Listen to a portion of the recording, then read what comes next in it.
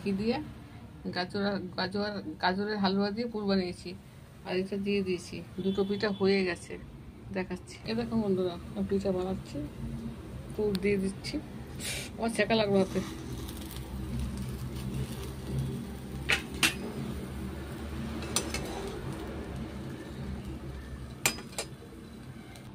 এ দেখুন পাটিসাপটা হয়ে গেছে গাজরের পুর করে।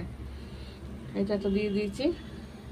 গাজরের পুরে আছে কি নারকেল, শুকনো নারকেল, গাজর, দুধ, গুঁড়ো দুধ, এমনি দুধ, গুড় সব দিয়ে করে দিয়েছে।